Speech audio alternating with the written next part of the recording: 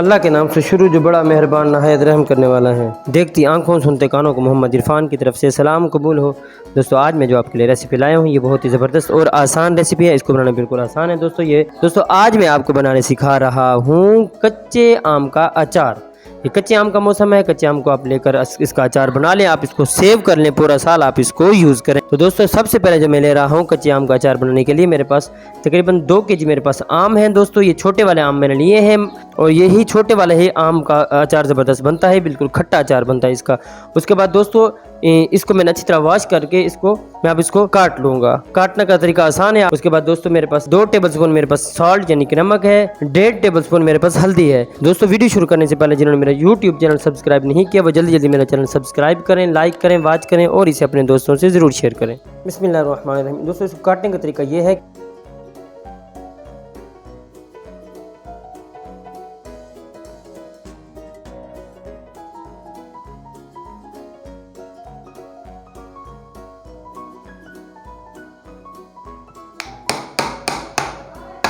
बिल्कुल same size में आपने एक एक कैरी के 4 पीसेस करने हैं।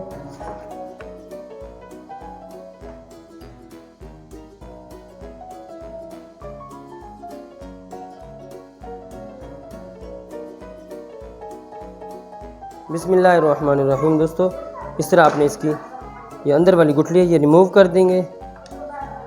ये देखें दोस्तों ये जो चीज़ है ये आप इसको रिमूव कर देंगे। बिस्मिल्लाहिर्रहमानिर्रहीम। दोस्तों इसमें सॉल्ट ऐड करूँगा। सॉल्ट ऐड करने के बाद इसी के अंदर मैं हल्दी भी ऐड कर दूँगा साथ साथ। फिर इसको हम मिक्स करेंगे एक चम्मच की मदद से।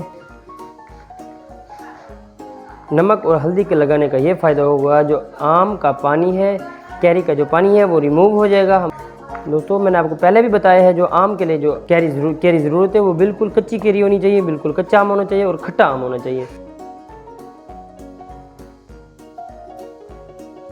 उसके बाद एक मैं और बाउल ले लूँगा। उसके अंदर मैंने एक सूती कपड़ा ले लिया है। इसी के अंदर इसको डालकर 1 दिन के लिए दोस्तों इसको मैं रख दूँगा धूप में। दोस्तों इसको बांध कर हमें 1 दिन के लिए इसको रख देंगे। बिस्मिल्लाहिर्रहमानिर्रहीम। दोस्तों देखो 1 दिन गुजर चुका है। अचार को मैंने जो मसाला लगा के रखा था हल्दी, इसका पानी जो है वो सारा स्टेन हो गया है। उसके बाद दोस्तों मैं आपको जो मसाला बता रहा हूँ ये बहुत ही ज़बरदस्त मसाला है। मेरा मसाला आप नोट फरमा लें। तो दोस्तों सबसे पहले जो मैं ले रहा हूँ मेरे पास तकरीबन आधा लीटर मेरे पास सरसों का ऑयल है। मैं इसमें आधा लीटर नहीं डालूंगा, तकरीबन आधा लीटर से कम डालूंगा। उसके बाद दोस्तों जो मेरे पास है मेथी दाना है। उसके बाद दोस्तों ये राई दाना है मेरे पास। उसके बाद दोस्तों ये मेरे पास सौंफ है, ये भी बड़ी ज़बरदस्त खुशबू होती है।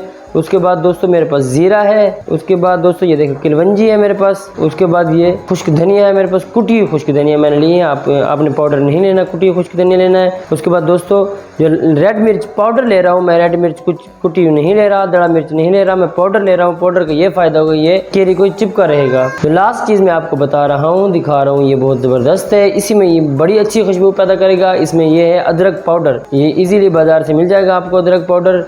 दोस्तों अब हम चलते हैं अपने चूल्हे की तरफ। इन चीज़ों को दोस्तों सबसे पहले हमें एक इमाम दस्ते में डालकर हम इनको थोड़ा सा हल्का दरदरा सा कूट लेंगे। ये देखिए मेथी दाना, राई दाना, सौंफ, उसके बाद दोस्तों ये किलवंजी, इसको हम बिल्कुल ऐसे दरदरा सा कूटेंगे। ज़ीरा,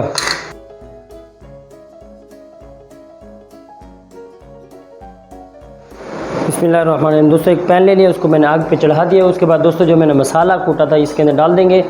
हल्का सा इसको हम रोस्ट करेंगे। रोस्ट करने से इसकी जो अरोमा है, जो खुशबू है वो बड़ी ज़बरदस्त से आएगी। उसके बाद दोस्तों धनिया, कुटी धनिया इसके अंदर ऐड नहीं की थी इमाम दस्ते के अंदर, ये मैं इसके अंदर ऐड कर रहा हूँ।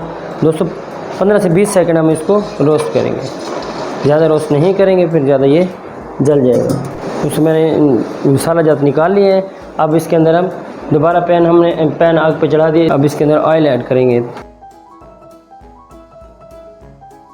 तो 1 पाव से थोड़ा सा ज़्यादा मैं इसके अंदर, ये सिर्फ इतना मैंने इसके अंदर से इतना तेल इसके अंदर मैंने ऐड किया है। अब इसको थोड़ा सा हम पकाएंगे। पकाने के बाद ज़्यादा हम इसको नहीं पकाएंगे।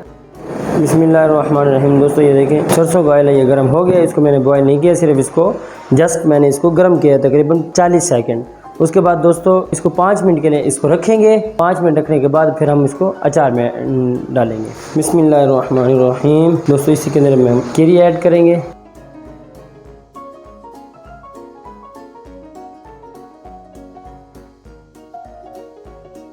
आप इसको मिट्टी के बर्तन में डाल सकते हैं, आप इसको प्लास्टिक के किसी जार में डाल सकते हैं। मैं इसको प्लास्टिक के जार में डाल रहा हूँ दोस्तों। अब मैं इसके अंदर ये मसाला जो मसाला हमने रोस्ट किया था, ये रोस्टेड मसाला इसके अंदर ऐड करेंगे। रोस्टेड मसाला इसके अंदर ऐड करेंगे। उसके बाद रेड चिली पाउडर इसी के अंदर ऐड करेंगे। उसके बाद अदरक पाउडर दोस्तों इसी के अंदर ऐड करके इसको हम जार को हम बंद करेंगे। बंद करने के बाद इसको हम इस तरह हिलाएंगे ताकि जो मसाला है वो सारे के अंदर मिक्स हो जाए। बिस्मिल्लाहिर्रहमानिर्रहीम दोस्तों, अब इसके अंदर हम ऑयल ऐड करेंगे। इस अचार को आप डालकर तकरीबन आप इसको 1 साल तक इसको यूज़ कर सकते हैं। बिस्मिल्लाहिर्रहमानिर्रहीम। अब इसको एक चम्मच सूखे चम्मच की मदद से हम इसको मिक्स करेंगे तो कि जो ऑयल है वो सारे कैरी को अच्छी तरह लग जाए।